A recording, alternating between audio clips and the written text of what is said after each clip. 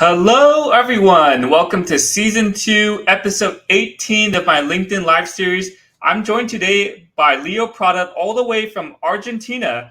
He's a technical project manager, a podcast guest, and also the founder of the hashtag Meet Leo's Contacts. How are you doing today, Leo? Hi, thank you for having me. I'm doing great, thank you. Yeah, I'm doing great as well, and glad to have you on. Our topic today is growing your network on LinkedIn. You have a huge following on LinkedIn, about 22,000 or so followers, but you don't just do it for the followers. You do a great job with engaging with them as well. And you also have this initiative called Meet Leo's Contacts. So, you want to share a little bit about what Meet Leo's Contacts is?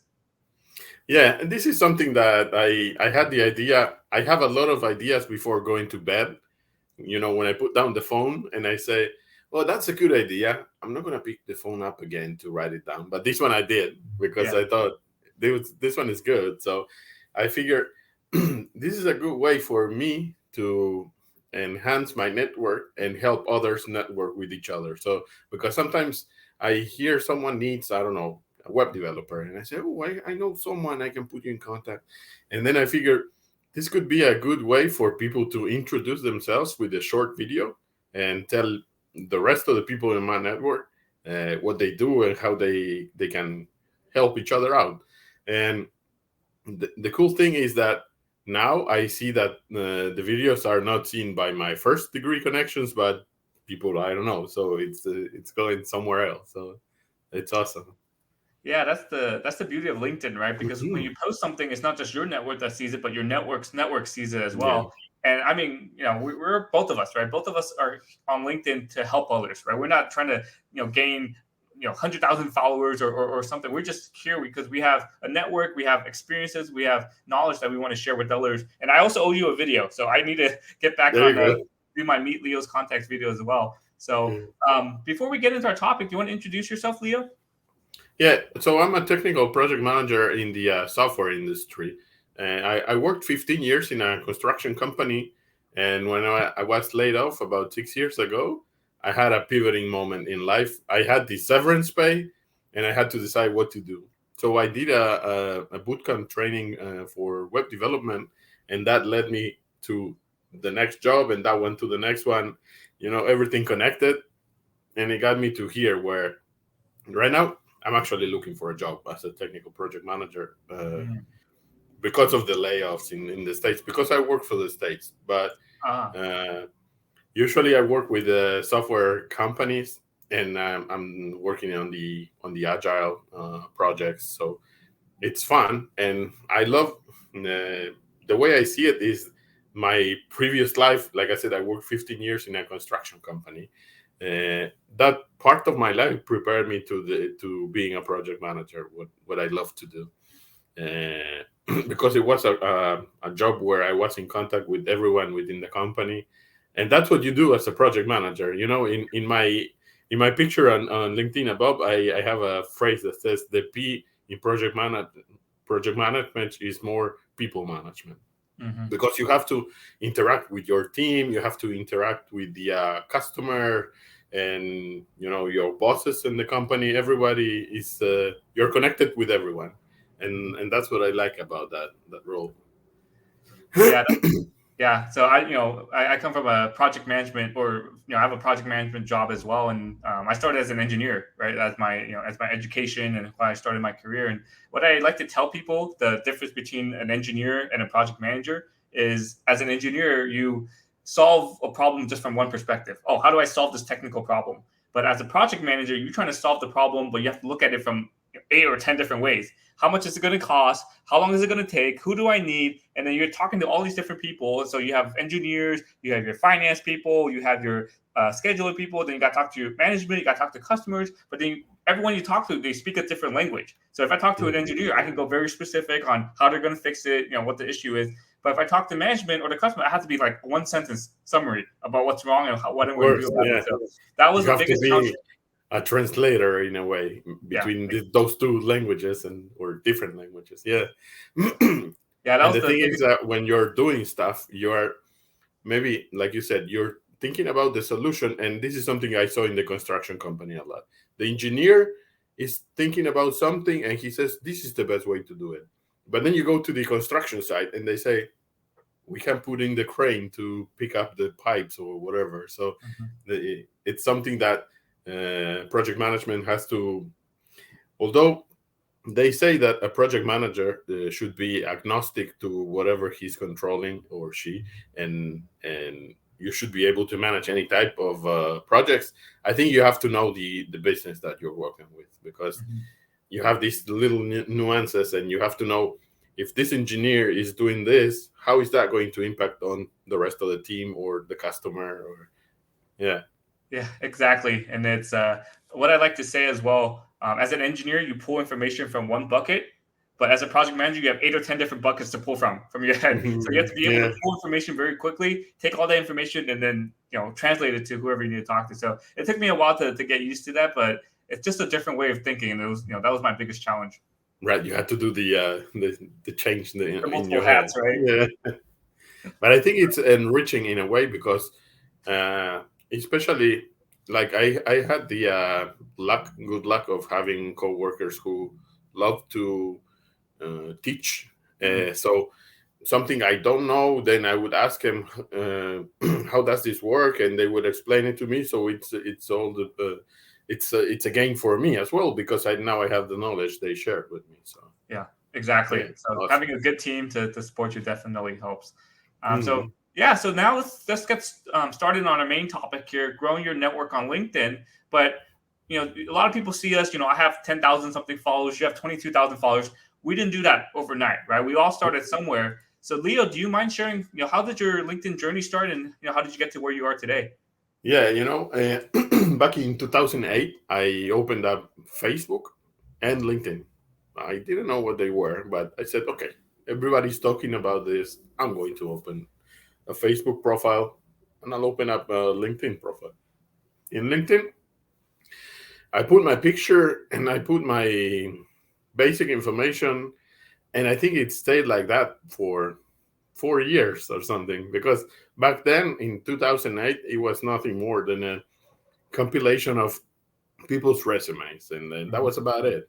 People would talk to each other, and I've seen, because you can download your information, all your historic information, and I went to my posts, and for about 2 years I was just sharing other people's posts, like share, and that was it. I wasn't saying anything about it, and before that I wasn't doing anything. So it took me a while, but once I left the construction company and moved on to the IT world, that's when I started to get active. At the beginning, my goal was adding to my network, people from human resources in companies which I would love to work at, Mhm. or people who had the role that I wanted, or people who were above the role, stuff like that. So that was the beginning.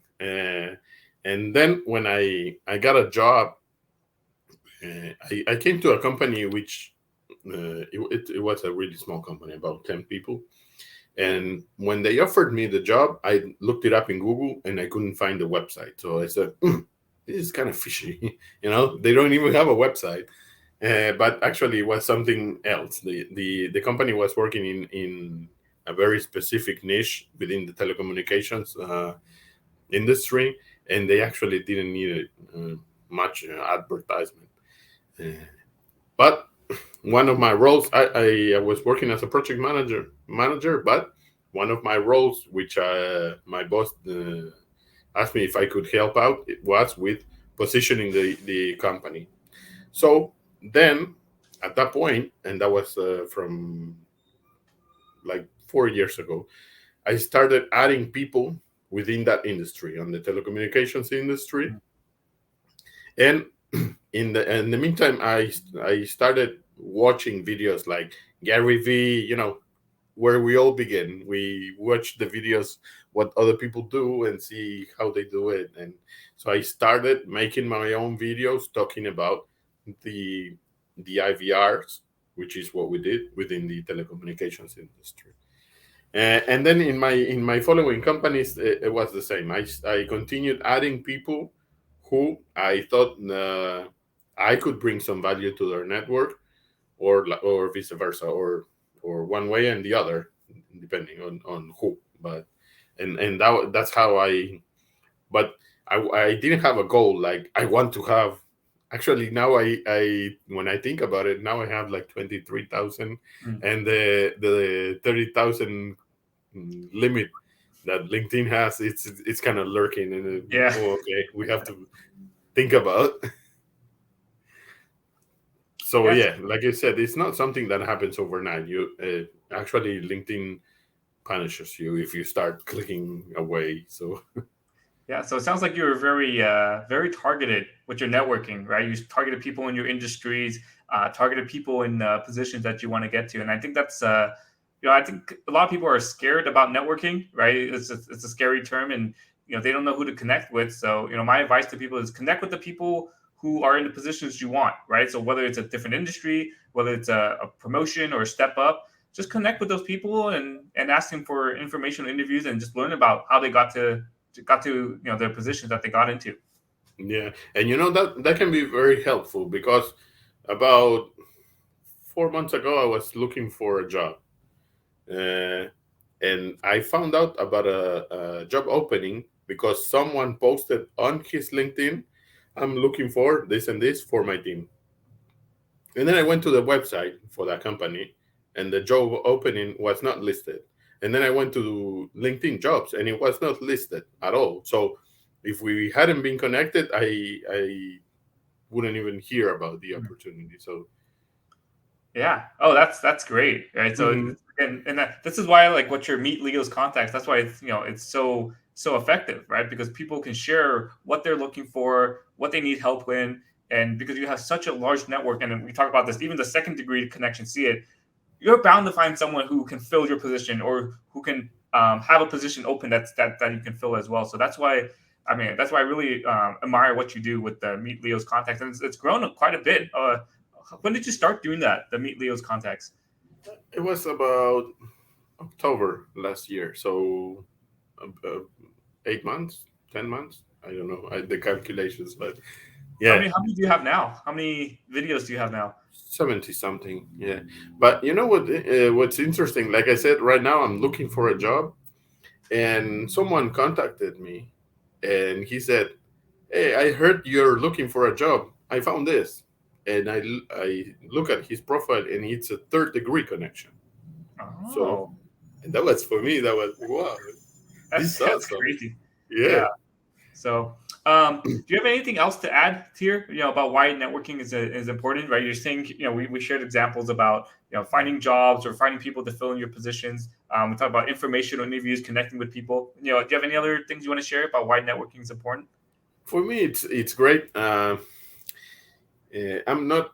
I have been to actual networking events in real life, and I'm a bit shy somehow, and those don't work for me because I'm I don't know I'm better at typing and connecting like this. So for me, it was way better than doing like the real stuff in actual in life. But what I see is that, for instance, if I go to San Francisco, then probably I will meet with you afterwards. So because the starting point is different. Yeah, Yeah. I think this is great, and it helps us out because once you start sharing, well, I share all kinds of things. Some people would say some of my content is this is not for LinkedIn. The LinkedIn police would probably send me to jail for my content, but I try to talk about how I feel, and then I see that other people feel the same, and they say thank you for sharing. I went through the same, or I'm going through the same, good and bad things related to what I do as a project manager or not. So it's kind of a mix, like in life. Yeah, exactly. And I find that the posts where not just my post, but anyone's post where it's very personable. I just went through the struggle, or I just achieved something. Those get the most engagement, right? It's not Mhm. the professional, quote unquote professional ones where you give specific advice on how to do something, or the more personal post, because that's how you connect with people. People connect with people, right? They hear, oh, I Of course. struggled with my job search and I finally got an opportunity. There's a lot of people who are in the same situation, so they like hearing stories like that. They engage with stories like that. And then you're talking about, if whenever you come out to the San Francisco Bay Area, we'll meet each other. What I like to do is whenever I travel, I like to go on LinkedIn and see who I know in that city, and I hit them Oh, up. that's Say, hey, you awesome. want to meet up, get coffee, get lunch or dinner, and I did that recently. I had a trip to New York and Yeah, I saw Washington that. D.C. a couple Yeah, weeks ago, so I met that up is with three great. LinkedIn friends. Mhm. Yeah, that's great because you get to connect in a different level. Like I said, sometimes for me it's kind of difficult having so many people.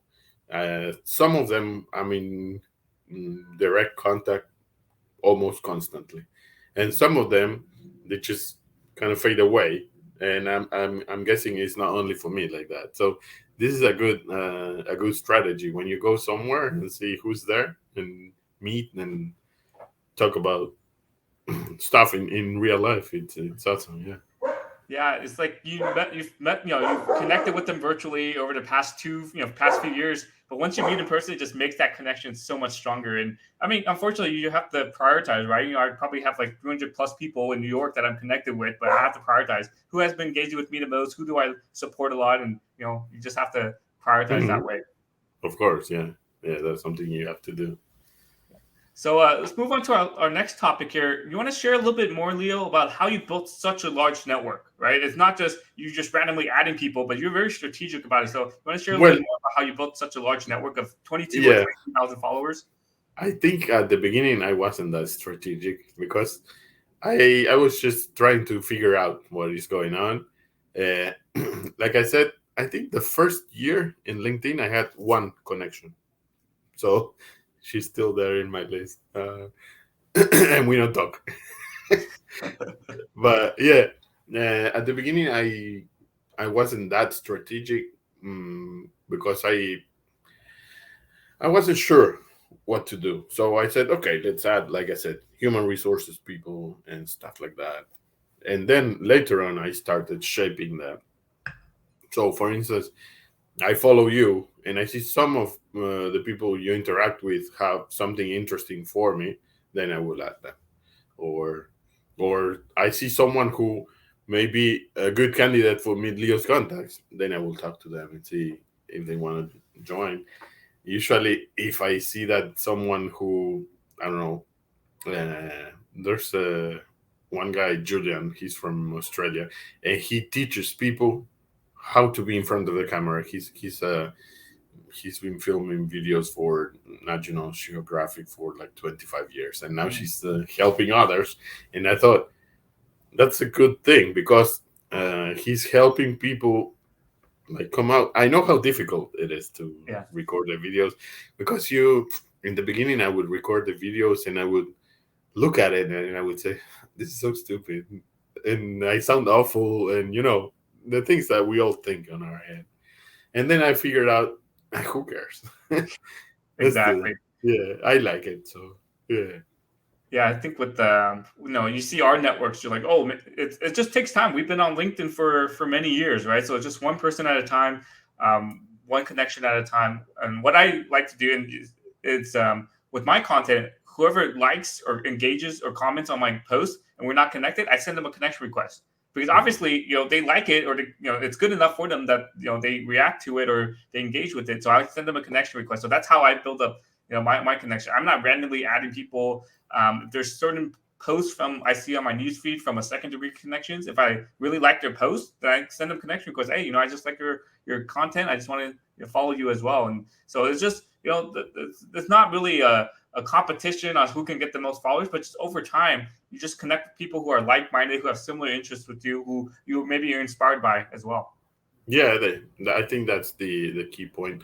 I do have one like internal policy, which is if they have like three connections and no picture, then I don't know.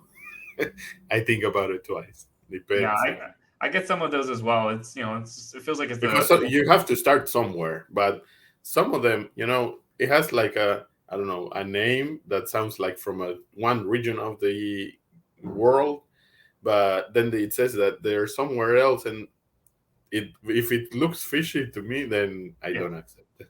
Yeah, no, exactly. If it might be a bot, or it might be automated or something like that. So, and then Leo, so you have such a huge network, you can't possibly keep track or keep up with everyone. But how do you build a quality network? Like, how do you keep in touch with the people you want to keep in touch with? Like, what systems do you have in place, or what is your strategy with building those quality connections? I haven't figured out the strategy yet. Yeah, I go by, like for instance, recently I launched like a website for the Meet Leah's contacts. So what I did was I looked in my conversations, and then I saw people who I interacted with about it, and then I said, "Look, I made a website for it," and that's what I do. There are people who constantly show up in my feed because they're active and we interact. So with them, I'm on like on a daily basis in contact. Mm. Uh, and then there are some unexpected, like I have a connection who she likes every single post I post, but she's not much of a poster. So, but we talk like how you doing and stuff like that. But every time I post something, I see she liked it, so she shows up in a way, because there are some people who, and I did that at the beginning as well. I was showing up by liking or saying like a short comment. That's like the way we start, and then eventually, or not, but eventually you decide to take the leap and start talking about what you like. Yeah, I have a couple connections like that where they like pretty much all of my posts. But I have someone else. I'm not going to say her name. But every time I post, she sends me a message about the post. So like she's commenting on it, but then she doesn't want to comment on it. So I'm trying to get her to To build more actually confidence comment. to actually comment on the post. But it's all insightful, right? Like all her messages are great as well.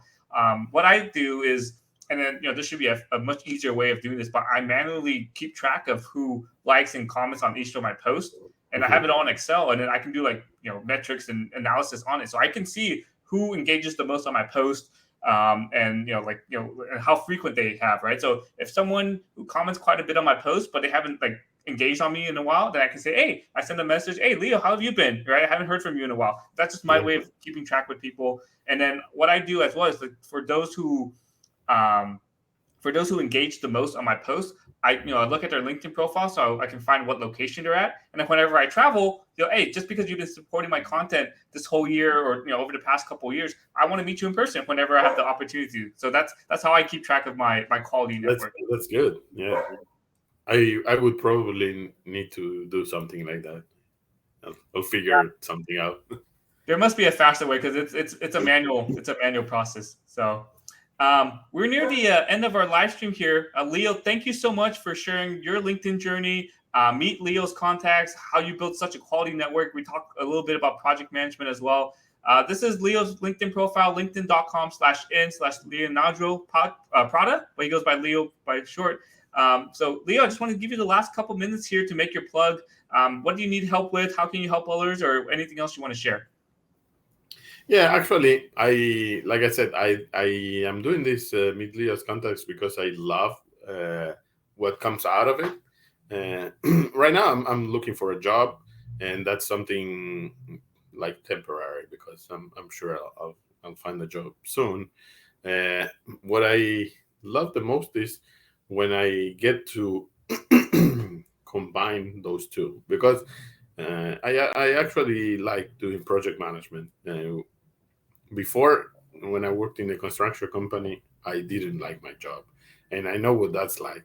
I did it for 15 years, Yeah, so I think it's something that it sounds cheesy because everybody says it, but you have to find something that you like to do at work, even though you don't like the whole thing. Maybe try to find something that you like yeah, because it's where you spend a lot of time, and I'm lucky. I get to do what I like, and and I also get to do this. I mean, I need time for my family as well, but yeah. because I have two children. But yeah, this is something I don't see as a burden or like a extra job. Everything I do in LinkedIn is because I like it. So Mhm. and for me, it's been great. Yeah, I feel the same way. So, I'm not posting on LinkedIn to make money, to get a bunch of clients. The true reason why I'm posting on LinkedIn is because I want to help others, right? And I Mhm. do these live streams Yes, because I get different guests who bring in different perspectives. So yes, again, this just it makes it less of a chore, but more of a hobby, right? It's more fun to do as well. So it make is. sure if you're looking for a technical project manager, someone with the software experience, make sure you reach out to Leo. If you have any opportunities, Leo's such a great guy, such a helpful guy. He does Meet Leo's Contacts. Here's his website there, meetleoscontacts.ar. This is a new website, right? It just came out within the last week or so. Yeah, now that I don't have a job, I said I don't want to sit and just wait for people to contact me about job interviews. I'll be doing something, and like I said, I do some websites, like I did websites for people I know and stuff like that. And I said, oh, okay, let's do this. So Yeah, keep that's busy. great. Yeah, Yeah. built your own website. That's great. hmm So, before we wrap up So here, yeah, yeah, go sorry, ahead. I was going to say the next one on the website is going to be you. Yes, yes. I will have to do a video. I've been procrastinating on it. So thank you for the thank you for the reminder. So thank you, Leo, so much for your time here. Again, we talked quite a bit about project management, our journey there. We talked about our LinkedIn journeys, how we just started with basically no followers. Started building that up to where we are today, building that large network, building that quality network. We talked quite a bit about Meet Leo's Contacts, where you have your connections do a short video about themselves, how they can help others, and you share with your network as well. Any final thoughts before we wrap up, Leo? No, I just wanted to thank you because it's been great talking to you like this. We already talk on LinkedIn, but this is something else, so I appreciate it. Yeah, you're welcome. And again, I just want to thank you again because I can't do these live streams without guests like you, right? I can't talk for half an hour straight. Just having you, having other guests on, and just go back and forth. We just had a great conversation as well. hmm So yeah, thank you so much, Leo, for your time. Thank you for joining all the way from Argentina, and learned quite a bit about you, about your journey on growing on LinkedIn as well. So thank you everyone for watching, and talk to you all next time.